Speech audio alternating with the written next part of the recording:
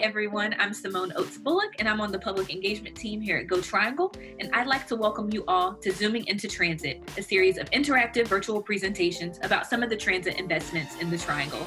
So I'm joined today by my awesome colleagues, Liz Raskoff, Public Engagement Specialist, Andy Willard, Public Engagement Specialist, and Jay Hikas, Senior Transportation Planner.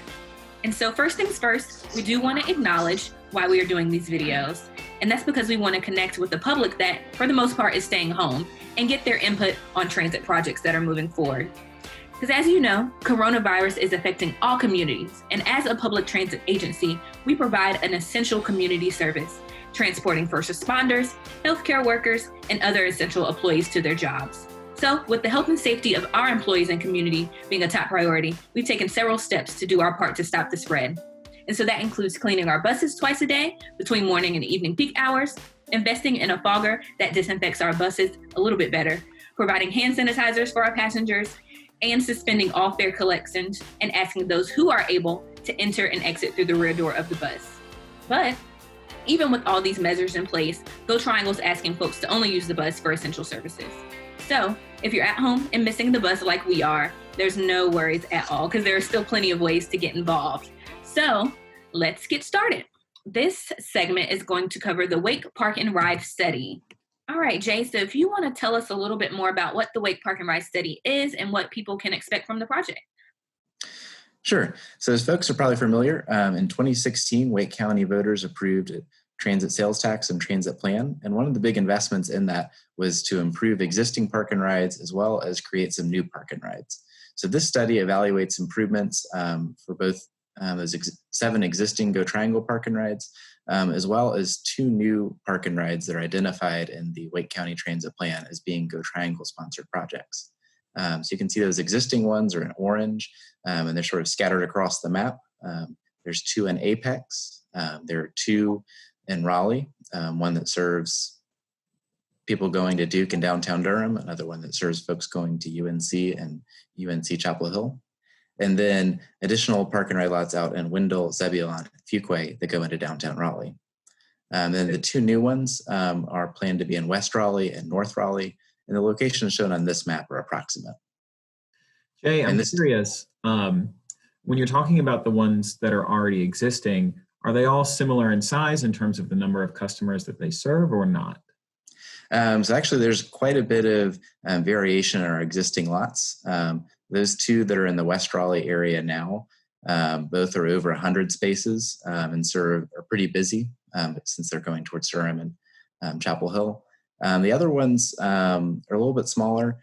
Some of them are in the range of 25 to 50 spaces, like the one in Wendell. Then the other remaining ones, actually the one in Fuquay is pretty big too. Then the remaining 3 in Zebulon and the 2 in Apex are quite small. Okay. And really what the study is trying to get at is understanding, another thing this study is trying to get at is understanding whether or not improvements can be made in place at those existing park and ride lots, or whether they need to be relocated.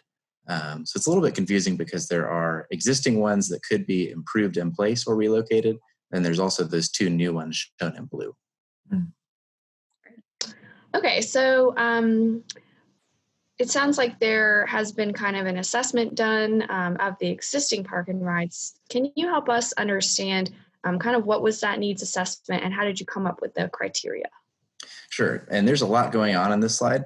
So folks, This presentation is also copied on our website, and folks can zoom in and see more detail on this. But this shows the 7 existing park and ride lots, 1 color for each one of them.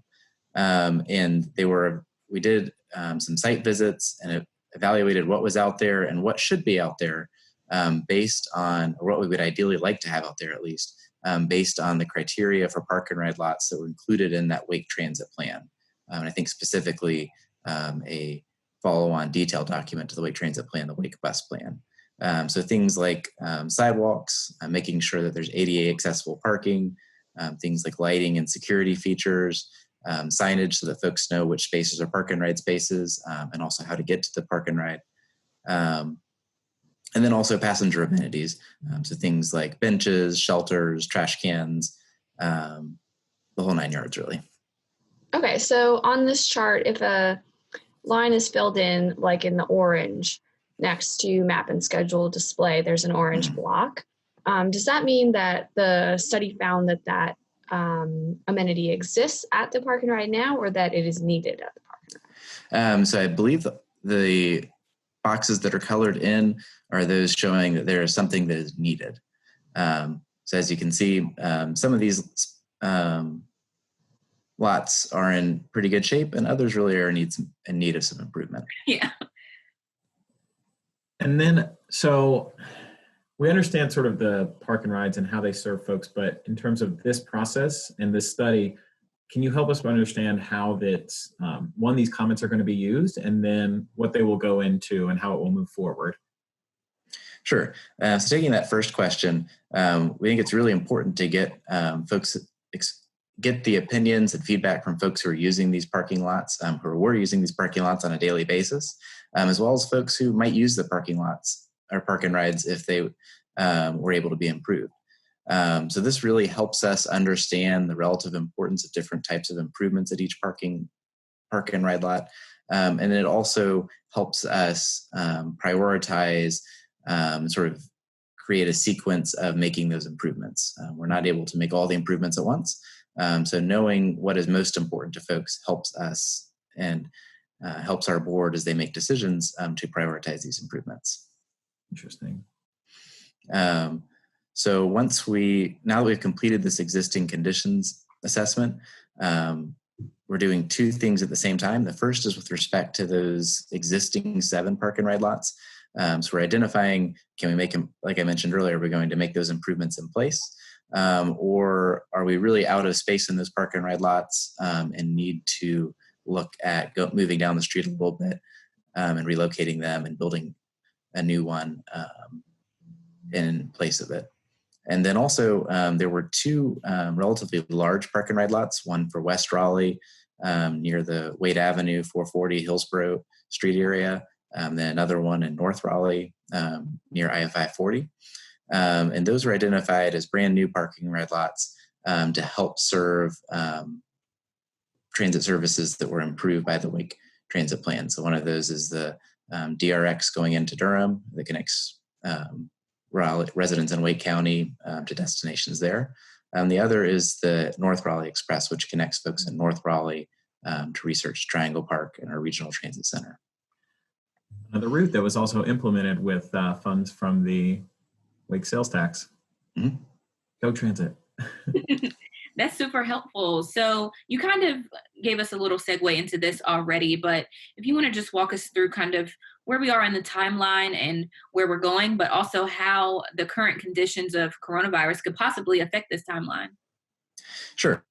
So the big thing with this study is right now we are working on, or we are getting ready to launch the survey, or maybe the survey is already live if you're watching this video. And we really want to make sure we get feedback that is representative of our riders. That's something that we're hoping to do electronically, but we may need to pause and wait until we can survey folks in person. The other thing that we'll begin doing, and we'll certainly be able to complete once we have the survey complete, is those steps of identifying those improvements at both the existing and the new park and ride lots. And then once we have that information, our consultant that's working on this will be able to put together a final feasibility report. And then following the completion of that report, we'll be able to fund and prioritize those improvements, both the existing park and rides and the new ones. So that's really important to note here is that this project that we're working on now is really just a planning and feasibility study. Once the study is complete is when folks could actually start to see some of those improvements constructed.